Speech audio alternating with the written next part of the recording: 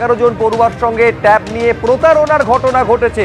বঞ্চিত পড়ুয়ারা ট্যাবের টাকা ফেরত পাবেন। আজকে সাংবাদিকদের মুখোমুখি হয়ে বললেন এডিজি দক্ষিণবঙ্গ।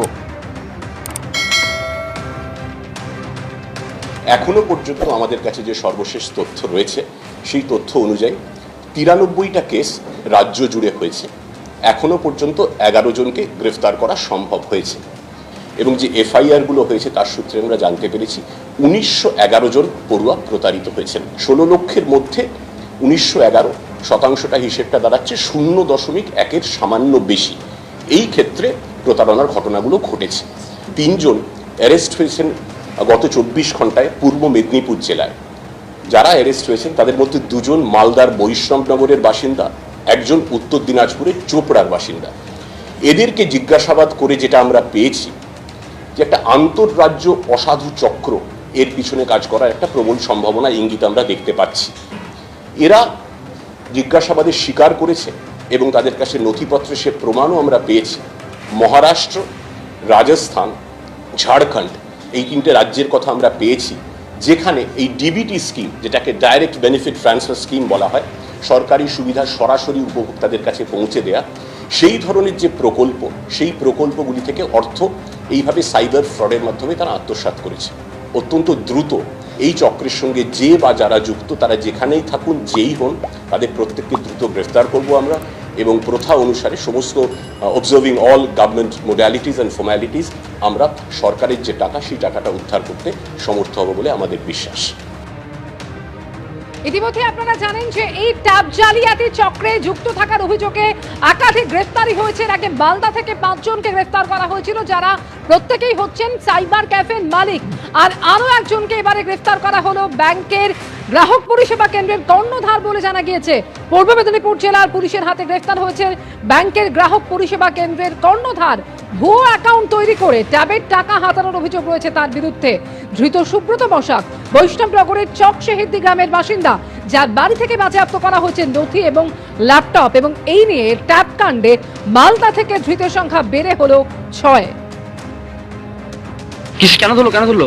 সব স্লিপ সবই আছে আমার কাছে, দেখলো। হ্যাঁ। এখন কি করবো, কোথায় নিয়ে যাচ্ছে তোমাকে? জানি না। সব ট্যাবের টাকা ঢুকেছে কাস্টমারের অ্যাকাউন্টে, আমার কাছে তুলেছে, স্লিপ সবই আছে।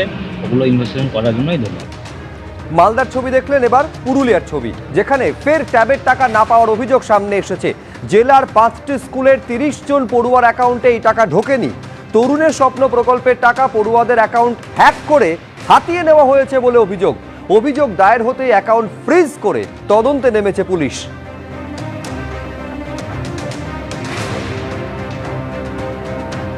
আমাদের কিছুদিন আগে ট্যাবের টাকা ঢুকেছে, কিন্তু আমি ব্যাংক অ্যাকাউন্ট চেক করেছি, তো আমার টাকা ঢুকেনি আমি দেখেছি। কিন্তু পরে জানতে পারলাম যে আমার সমস্ত বান্ধবীরাই পেয়েছে টাকা। এই খবরটা আমি ম্যামকে ইনফর্ম করলাম যে ম্যাম আমি ট্যাবের টাকা এখন অবধি পাইনি। তো ম্যাম বললেন যে আচ্ছা ঠিক আছে, দেখছি। এবং এই বিষয়ে খুব চিন্তিত ছিলাম। তারপরে দেখছি যে আমি নয়, আরও আমার অনেক বান্ধবী আছে, ওরাও পায়নি। তারপরে ম্যাম বললেন যে আচ্ছা ঠিক আছে। তারপর আরেকবার ম্যামকে ইনফর্ম করা হলো, তখনও ম্যাম বললেন যে আচ্ছা ঠিক আছে, দেখছি বলে। তারপরে জানতে পারলাম যে আমাদের টাকাটা অন্য কোথাও চলে গেছে। मेरे दोस्त लोग को मिला है, तो स्कूल में मैम मैसेज आया सब कोई का, तो मेरे को बोला गया। हम भी अपना बैंक अकाउंट चेक किए तो मेरे में नहीं आया था पैसा। और फिर सारे दोस्त लोग को टैब मिला है, तो फिर मैम को यही बात बोले, तो मैम बोले कि हम लोग का अकाउंट का पैसा कोई और अकाउंट में चला गया है।